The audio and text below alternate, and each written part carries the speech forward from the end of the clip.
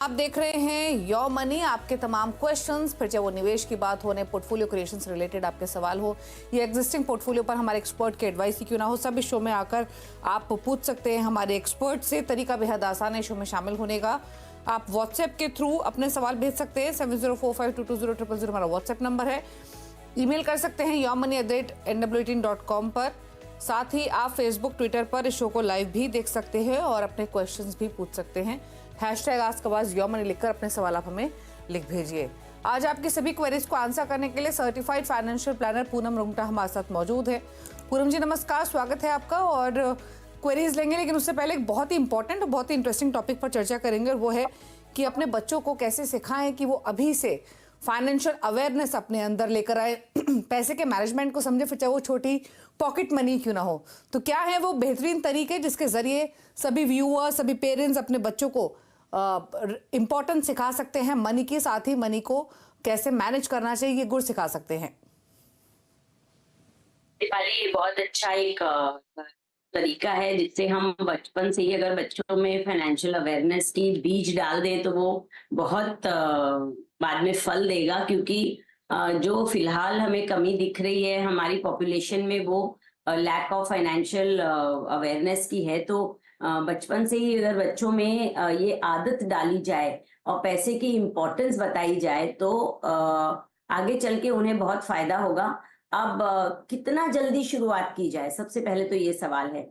तो मुझे लगता है जब जब जैसे आप बच्चों के साथ बैठना शुरू करते, चाहे वो प्री स्कूल में क्यों ना हो, आजकल बहुत सारे ऐसे गेम्स अवेलेबल है, वुडन ब्लॉक्स अवेलेबल है, बोर्ड गेम्स अवेलेबल है, जिनके थ्रू आप बच्चों में फाइनेंस रिलेटेड बातें दिमाग में डाल सकते हैं। जैसे कि सिंपल सिंपल जो जार्गन्स है, फाइनेंशियल वर्डिंग्स हैं, जैसे कि अर्निंग, सेविंग, इन्वेस्टमेंट्स, इस तरह के वर्ड्स को पहले इंट्रोड्यूस किया जाए।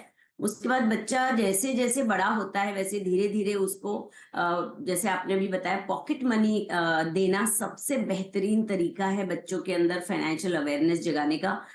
उससे उन्हें ये महसूस होता है ये मेरा पैसा है, और उसे खर्च करने में बहुत कॉशियस रहना है और उसके साथ गैर जिम्मेदारी नहीं बरतनी है। तो बच्चों को हम पॉकेट मनी देके उन्हें स्पेंड, सेव और इन्वेस्ट तो बाद में होगा, पर हम उसे बजट करना सिखा सकते हैं कि एक महीने में इतने पैसे मिलेंगे, इससे आपको क्या क्या अपने खुद के लिए खर्चे उठाने हैं, तो उस हिसाब से वो सेविंग भी करेंगे, कटौती भी करेंगे। तो बजटिंग करना सीखेंगे अगर आप उन्हें पॉकेट मनी देना शुरू करेंगे, और उस पॉकेट मनी का उन्होंने किस तरह खर्च किया उसका आप हिसाब लेंगे और फिर उसको उसमें आगे और ट्रेनिंग देंगे। उसके बाद आप जिस बच्चे जो हैं वो दीपाली वेरी टिपिकली वो वही सीखते हैं जो वो देखते हैं अपने आसपास। तो अगर आपने एक ऐसा एग्जाम्पल सेट किया है अपने घर में कि जहां आप पैसे को लेके बहुत बातें करते हैं, बजटिंग की बातें करते हैं, पैसे कैसे हम बचा सकते हैं इसके बारे में बात करते हैं, और पैसे की वैल्यू कैसे करें वो बात करते हैं, तो बच्चे वो बहुत जल्दी सीखते हैं और अपने जहन में डालते हैं। आप ये एक्सपेक्ट नहीं कर सकते कि आप तो बात ना करें और बच्चे अपने आप टीवी के शोज देख के सीख ले, तो दैट इज नॉट पॉसिबल। सो वो माहौल घर में बनाना चाहिए। उसके बाद मुझे लगता है कि प्रैक्टिकल ट्रेनिंग भी बहुत जरूरी है। आप बच्चों को फॉर एग्जाम्पल नीचे ग्रोसरी एक ब्रेड देने जाएंगे, आप बोलेंगे अपने लिए आप खुद चॉकलेट लेके आओ पैसे लेके, तो वो कैसे कैश गिन के देना, गिन के लेना, छोटी छोटी एक्सरसाइज है, but it goes a long way later in their life. तो प्रैक्टिकली आप उनको दें और साथ में उन्हें कंपैरिजन करना सिखाएं कि किस प्रोडक्ट की क्वालिटी के साथ कौन सी प्राइस जुड़ी हुई है और आप अपने बजट में कौन सी फिट होती है। इस तरह की बातें प्रैक्टिकली सिखाया जाए, उन्हें अपने साथ ग्रोसरी शॉपिंग ले जाएं। उसके बाद आप उनमें बहुत जल्दी उम्र में, यानी आप 8-10 साल के बच्चों को अपने साथ बैंक ले जाके उन्हें बैंकिंग से इंट्रोड्यूस करा सकते हैं। उनका खुद का बचत खाता अपने गार्डियनशिप के अंदर as a minor, it is very easy to open. आप अपने साथ उन्हें बच्चों को ले जाएं और उन्हें सिखाएं, ताकि उन्हें अपनी ही पॉकेट मनी को सेव करके किस तरीके से बैंक में डिपॉजिट करनी है, और वो डिपॉजिट से उनका पैसा कैसे बढ़ता है वो अगर उन्हें एक बार समझ आएगी तो it will do very good for financial education. तो आप उन्हें बच्चों का एक अकाउंट खुलवाने की एक मुहिम कर सकते हैं। उसके बाद आप छोटे बच्चों को, जैसे हम तो छोटे थे तब पिगी बैंक का बहुत चर्चा होता था कि पेरेंट्स हमें एक पिगी बैंक देते थे, तो हम उसमें अगर कॉइन्स डालते हैं, saving, kind of a saving और जस्ट फॉर फन, और जब बच्चा एक साथ उसको खोलता है तो वो अंडरस्टैंड करता है कि थोड़ा थोड़ा जमा करने पे बड़ा पैसा होता है, ये उनके लॉन्ग टर्म मेमोरी में जाता है और वो उनको उस बात की वैल्यू समझ आती है बहुत जल्दी से।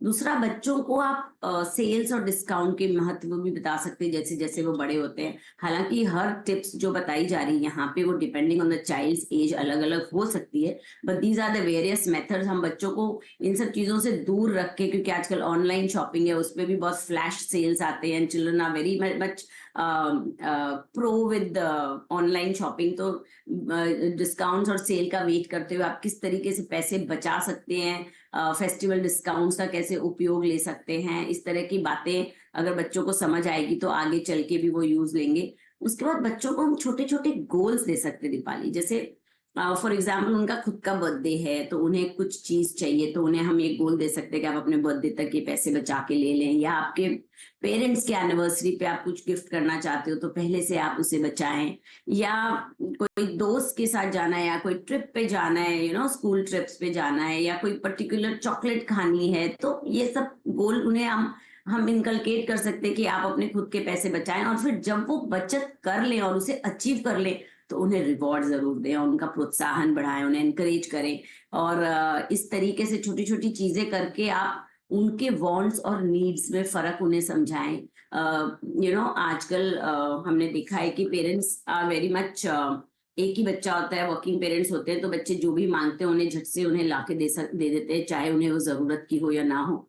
उस चीज को जरा रोका जाए कि ये चीज की नीड है और ये वांट है। अगर नीड है तो ऑफ कोर्स तुरंत आएगी वो चीज, बट अगर वांट है तो उसे थोड़ा डिफर किया जाए, कि वैल्यू ऑफ मनी, की पैसा अगर हमने अभी बचाया और बाद में खर्च किया तो उससे क्या फायदा होगा। इस तरह की छोटी छोटी रोजमर्रा में अगर एक्सरसाइज की जाए तो हम बच्चों के अंदर बहुत अच्छे से और बहुत अच्छे वैल्यूज, जैसे हम और वैल्यूज तो डालते ही हैं बच्चों में कि आप सच बोलें और आप मेहनत करें और all this kind of thing, इस तरह पैसे की वैल्यू होना भी बहुत जरूरी है, बिकॉज आगे चल के ये जरूरत, ये जो आदतें हैं ये जनरेशंस में पेनेट्रेट होती है। So I feel it is very important कि बच्चों को प्री स्कूल के टाइम से ही इस तरह की एजुकेशन दी जाए। ओके, तो अभी से ही अपने बच्चों में इनकलकेट कीजिए फाइनेंशियल प्लानिंग करने का तरीका। अब तक अगर आपने नहीं किया है, कुछ खास टिप्स पूनम जी ने आज बताई हैं। लेकिन चलिए अब सवाल जवाब के सिलसिले को शुरू करते हैं, और पहले कॉलर संदीप हमारे साथ मौजूद हैं सवाल पूछने के लिए। संदीप नमस्कार, बताइए क्या सवाल है आपका। Madam good evening. मैं तो मेरा फंड का डिटेल आपको भेजा है। Good evening. मेरा फंड का डिटेल आपके पास है? आपके फंड की डिटेल्स हैं हमारे पास, बताइए। तो I just want to know मेरा टारगेट अचीव होगा एंड माय फंड जो अभी चल रहा है वही फंड कंटिन्यू करो नेक्स्ट 2028 तक। ओके, 2028 तक का इनका व्यू है, यानी 4 इयर्स का इनका होराइजन है। 4 इयर्स में इनके 4 करोड़ का टारगेट है। 1,51,000 इनकी मंथली निवेश है, और फिलहाल इनका पोर्टफोलियो की वैल्यू ऑलरेडी 1.75 करोड़ है। तो लगभग 1.5 लाख रुपए महीना ये SIPs में डाल रहे हैं। फंड्स बताएं तो SFC balance advantage, ICICI Prudential equity and debt, Parag Parikh flexi cap, इन 3 में तो 25-25 हज़ार रुपये महीना डाल रहे हैं ये। इसके अलावा है SBI कॉन्ट्रा, यहाँ 20 हज़ार रुपये महीना है। मेरे एसेट इमर्जिंग ब्लू चिप में 20 हज़ार रुपये महीना। Nippon India small cap, Nippon India small cap के अलावा कोटक इमर्जिंग इक्विटी और साथ ही ICICI प्रू बैलेंस एडवांटेज, इन 3 में 10,000, 15,000 और 16,000 की SIP है। बताइए इनके गोल पर राय और इनके फंड चॉइसेस पर आपके सजेशंस। कितने टाइम से निवेश कर रहे हैं, बट जो इनका पोर्टफोलियो है वो काफी कंजर्वेटिव है। उसमें बैलेंस फंड्स और equity and debt fund type के हैं, जिसमें इक्विटी और डेट दोनों है। तो मुझे लगता है कि इनका रिस्क एपेटाइट थोड़ा लो होगा मार्केट रिस्क की, बट साथ ही मैं देख रही हूँ कि इन्होंने स्मॉल कैप्स और मिड कैप्स में भी निवेश किया है। So I am not able to जज कि इनका रिस्क टेकिंग कैपेसिटी कितना है, बट ओवरऑल जो इनके पास अभी 1.7 करोड़ जमा है, और साथ ही एडिशनल जो 1.51 की हर महीने 1,51,000 की हर महीने जो SIP कर रहे हैं, उससे मुझे लगता है ये अपना गोल अचीव कर सकते हैं। 3.6 3.7 3 करोड़ 60 लाख इस तरह का, या 3 करोड़ 75 लाख तक का ये कॉर्पस जमा कर सकते हैं, depending on the market performance. ये मैंने प्रोजेक्शन 11% के रेट्स के हिसाब से पकड़ा है। मार्केट ने बेटर परफॉर्म किया तो ये डेफिनेटली अपना गोल अचीव कर पाएंगे बहुत आराम से। अब जब हम गोल पीरियड के पास पहुंचते हैं तो टिपिकली हम ऐसा गाइड करते हैं कि आप रिस्की इन्वेस्टमेंट से हटके थोड़े थोड़े कंजर्वेटिव में शिफ्ट होना शुरू करें, क्योंकि जो मार्केट की रिस्क को मिटिगेट करने के लिए हमें लॉन्ग टर्म चाहिए होता है वो कम हो जाता है। तो ऑलरेडी इनका 4 इन्वेस्टमेंट्स तो हाइब्रिड कैटेगरी में है, उससे तो वैसे ही रहने दे मुझे लगता है। पर निपॉन स्मॉल कैप जो बहुत ही रिस्की फंड है, उसे निपॉन के ही लार्ज कैप फंड में अगर शिफ्ट कर देंगे तो मुझे लगता है आगे 4 साल के लिए बेहतर होगा। और गोल जब 2 साल पहले बचे, यानी आप गोल के पास और 2 ही साल दूर हैं, तब आप फिर से रीलुक करिए और अपने पोर्टफोलियो को रिव्यू करें। साथ ही दीपाली, इसमें एक ये अहम बात है कि पहले कैपिटल गेन पे कुछ टैक्स नहीं लगता था, तो इट वाज इजी, आप कभी भी उसमें से अपने गोल के लिए सारे पैसे एक साथ निकाल लें। अब आपको टैक्स कंपोनेंट भी ध्यान रखना होगा।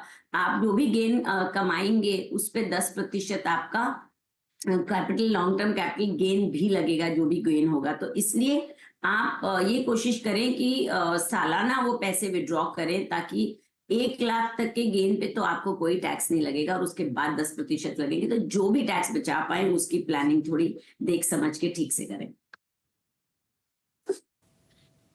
ओके, चलिए, तो ये रणनीति आपको सजेस्ट की गई है। एक बदलाव भी बताया गया है, निपॉन इंडिया स्मॉल कैप की जगह निपॉन लार्ज कैप आप रख सकते हैं। बाकी सभी फंड्स बेहतर हैं, बने रहिए। आपका गोल नज़दीक है तो 2 साल बाद वापस से रिव्यू कीजिए पोर्टफोलियो को। 4 करोड़ के आसपास की राशि आप एक्यूमुलेट कर सकेंगे। प्रताप रस्तोगी दिल्ली से कनेक्टेड हैं। प्रताप जी, नमस्कार, बताइए क्या सवाल है आपका? मैडम, मैं 2 लाख रुपए पर मंथ की शिफ्ट करता हूँ और मेरा 89 का अभी तक का कॉर्पस हो गया है और 9 साल में मैं 7 करोड़ रुपए एक्सपेक्ट करता हूँ। ओके, और ठीक है, तो आपके फंड्स की डिटेल्स तो हमारे पास है, मैं क्विकली मेंशन भी कर देती हूँ। तो 9 साल में 7 करोड़ का टारगेट है, 90 लाख इकट्ठा कर चुके हैं, 2 लाख की एसआईपी चल रही है और साथ ही उन्होंने कहा है कि सालाना 4.5 लाख का टैक्स सेविंग फंड में इनका इन्वेस्टमेंट है। फिलहाल मैं इनके अगर एसआईपी पोर्टफोलियो को मेंशन करूँ तो Kotak emerging equity, Nippon India small cap, SBI magnum mid cap, SBI contra, ICC pru large and mid cap, ICC pru India opportunities fund, HDFC focus 30 और एचडीएफसी स्मॉल कैप, इन सभी 8 funds में ये 25,000 रुपए each डाल रहे हैं। तो बताइए इनकी फंड चॉइसेस, इनके गोल पर आपके सजेशंस। देखिए, जो इनके करंट कॉर्पस 89 लाख का है और साथ ही इनकी जो 2 लाख रुपए की एसआईपी चल रही है, तो अगले 9 साल में अगर मैं मार्केट का प्रोजेक्टेड रिटर्न 11 से 12% देखती हूँ तो आप अपने गोल को अचीव कर सकते हैं। It is a very achievable goal with your business investments. पर जो फंड चॉइसेस है, एक तो काफी सारे चॉइस है, बट 2 लाख रुपए आप निवेश कर रहे हैं तो इट इज जस्टिफाइड कि आपने 9 फंड्स रख रखे हैं। बट यहाँ ओवरलैपिंग ऑफ फंड स्टाइल्स बहुत देखने को मिल रही है। आप mid cap Kotak emerging equity fund, SBI magnum mid cap, ये दोनों मिड कैप में, और आईसीआईसीआई प्रू का जो large and mid cap fund है उसमें भी मिड कैप कंपोनेंट है। तो ये तीनों आप थोड़ा कंसोलिडेट कर लें और एसबीआई मिड कैप को आप पूरा का पूरा एसबीआई ब्लू चिप में कर लें, क्योंकि इस कैटेगरी का आपके पास ज्यादा फंड नहीं। गोइंग फॉरवर्ड मुझे लगता है कि mid caps will give better performance, large cap will give better performance, क्योंकि मिड कैप और स्मॉल कैप में थोड़ा सा सैचुरेशन आ गया है, इसलिए आप उसको थोड़ा बदलने की सोचें। एक कोई भी मिड कैप आप चालू रखें।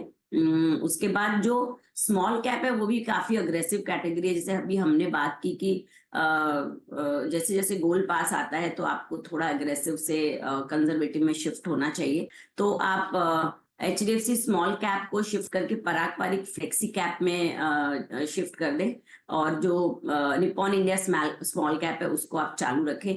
पारंपरिक स्मॉल कैप फ्लेक्सी कैप में भी आपको एक्सपोजर मिलेगा स्मॉल कैप का जरूरत होने पे, तो आई थिंक ये एक बेटर चॉइस होगी इसे शिफ्ट करने की। इस तरह आप अपने पोर्टफोलियो में थोड़े बहुत बदलाव लाएंगे तो आप आराम से अपने गोल को अचीव कर पाएंगे। ओके, चलिए, तो ये रही आपके लिए सलाह। गोल तो आप अपना हासिल कर ही लेंगे, 7 करोड़ का जो लेके चल रहे हैं 9 इयर्स। 2 बदलाव आपको सजेस्ट किए गए हैं। एसबीआई मैग्नम की जगह एसबीआई ब्लू चिप को शामिल कीजिए, एचडीएफसी स्मॉल कैप की जगह पारंपरिक फ्लेक्सी कैप को आप शामिल कर सकते हैं और गोल आप आसानी से हासिल कर सकते हैं। लेकिन 9 साल का लंबा समय है, टाइम टू टाइम अपने पोर्टफोलियो को रिव्यू जरूर करते रहें। रुक रहे हैं इसी के साथ एक ब्रेक के लिए। ब्रेक के उस पर कुछ और क्वेश्चन को करेंगे शामिल। आप देखते रहिए योर मनी। आप देख रहे हैं योर मनी। पूरा रूम हमारे साथ मौजूद हैं आपकी क्वेरीज को आंसर करने के लिए। सवाल लेते हैं कुछ और। पंकज हमारे साथ हैं बिहार पटना से। पंकज जी नमस्कार, बताइए सवाल। नमस्ते मैम, मेरे पास अभी मैम 6 स्कीम में लमसम इन्वेस्टमेंट है मैम। एक और स्कीम में ऐड करना चाह रहा हूँ जिसका नाम है एचडीएफसी बैलेंस एडवांटेज फंड में। मुझे ये जानना था कि अभी जो फंड में ऑलरेडी इन्वेस्टेड हूँ और जो एक और फंड ऐड करूंगा मैं, उसमें लमसम कंटिन्यू करना चाहिए या कोई उसमें से स्कीम में लमसम बंद कर देना चाहिए था, मुझे जानना था मैम। वैसे अगर आप लमसम करते भी हैं तो कितना और फंड आप डाल सकते हैं? मैं हर साल 80 से 90 हजार इन्वेस्टमेंट करना चाहता हूं और अभी मेरे पास 6 फंड है। एक और फंड ऐड करना चाहता हूं जिसका नाम है HDFC balance advantage fund ma'am. ठीक है, अभी जो आपके पास ये लमसम फंड्स पड़े हैं इनकी वैल्यू कितनी होगी, कुछ अंदाजा है? हाँ, टोटल इन्वेस्टमेंट 83,100 है। अभी ये 94,400 के आसपास है, से मैं लमसम कर रहा हूँ मैं। तो 84,000 की इन्वेस्टमेंट है, 94,000 के आसपास की पोर्टफोलियो की वैल्यू है। 12 से 15 साल में 45 लाख का लक्ष्य है। लमसम इन्वेस्टमेंट है Nippon India large cap, UTI Nifty 50 index, Motilal small mid cap, पारंपरिक flexi cap, Nippon India multi cap और कोटक स्मॉल कैप। एक एचडीएफसी बैलेंस एडवांटेज ऐड करना चाहते हैं, उसी फंड को ऐड करें या इन एग्जिस्टिंग फंड्स में मनी और डिप्लॉय करें? दीपाली, जो पहला सवाल है इनका कि 83,100 जो लमसम अभी है उसमें इन्हें 45 लाख की अगले 15 सालों में, तो वो थोड़ा मुश्किल टारगेट होगा।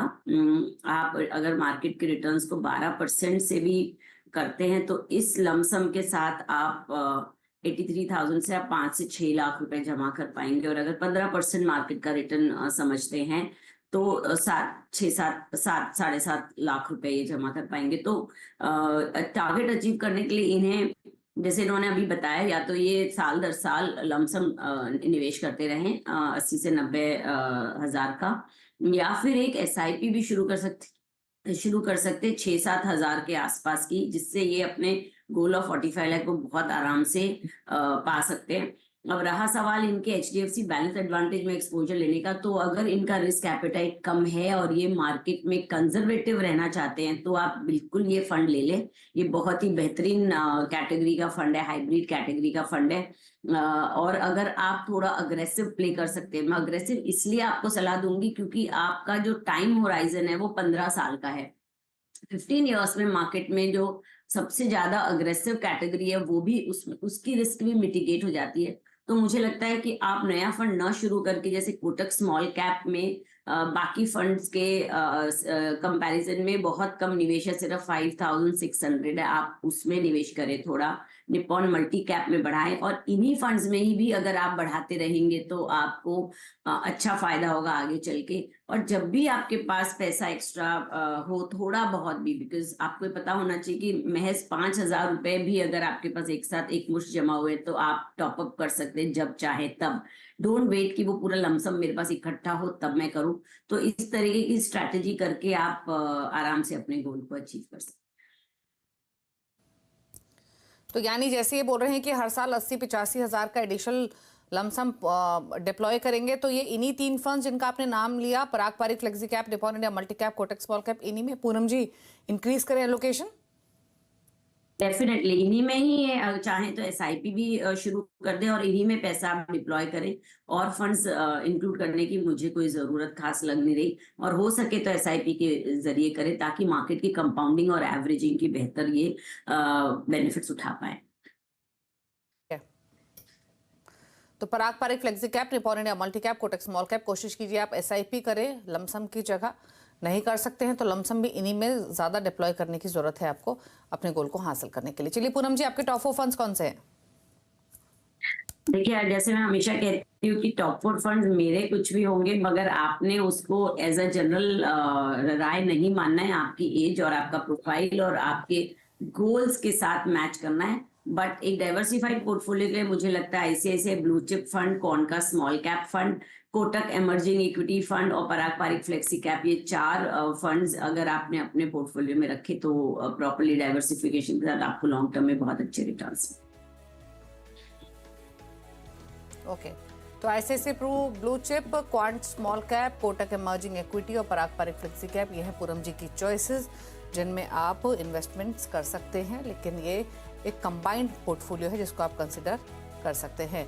शुक्रिया पूनम जी शो में आने के लिए और सभी क्वेरीज को आंसर करने के लिए, साथ ही साथ अपनी टॉप 4 फंड चॉइसेस भी बताने के लिए। रुक रहे हैं इसी के साथ एक ब्रेक के लिए। योर मनी में ब्रेक के उस पर भी खबरें जारी हैं CNBC आवाज़ पर। नमस्कार।